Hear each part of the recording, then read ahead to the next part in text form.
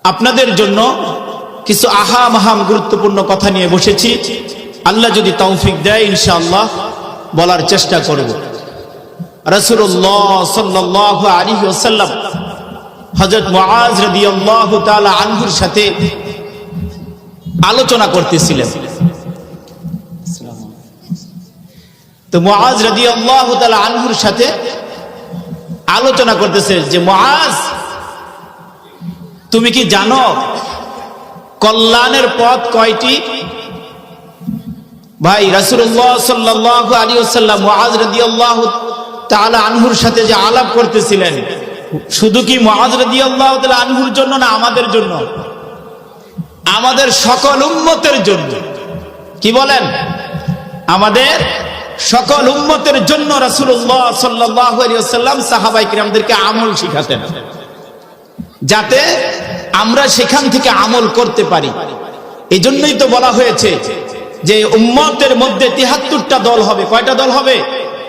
৭৩টা দল হবে। একটা দল জান্নাতে যাবে। সেই দলটার নাম কি? মা আনা আলাইহি ওয়া আসহাবি, যে আমি মুহাম্মদকে মানবে এবং আমার সাহাবায়ে কিরামদেরকে সত্যের মাপকাঠি মানবে।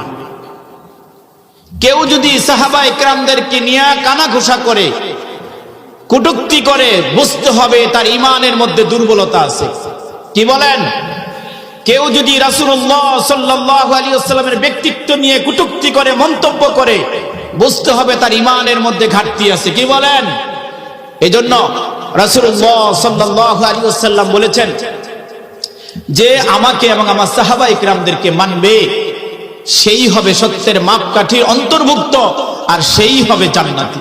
সুবহানাল্লাহ। তাহলে রাসূলুল্লাহ সাল্লাল্লাহু আলাইহি ওয়াসাল্লাম হযরত মুআজ রাদিয়াল্লাহু তাআলা আনহুকে বলতেছেন যে কল্যাণের মাপকাঠি হলো ৩টা।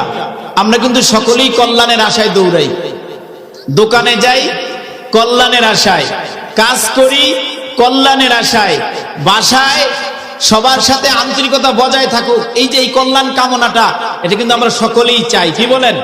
এই সমস্ত কল্যাণের যেই পথ, তা হলো ৩টা। কয়টা? কল্যাণের পথ কয়টা? আমি বলছি, নবীজি বলতেছে। কে বলতেছে? কাকে? মুআজ রাদিয়াল্লাহু তাআলা আনহুকে বলতেছে। কল্যাণের পথ কয়টা? ৩টা। ১ নম্বর রোজা। ১ নম্বরে কি? রোজা রাখতে হবে।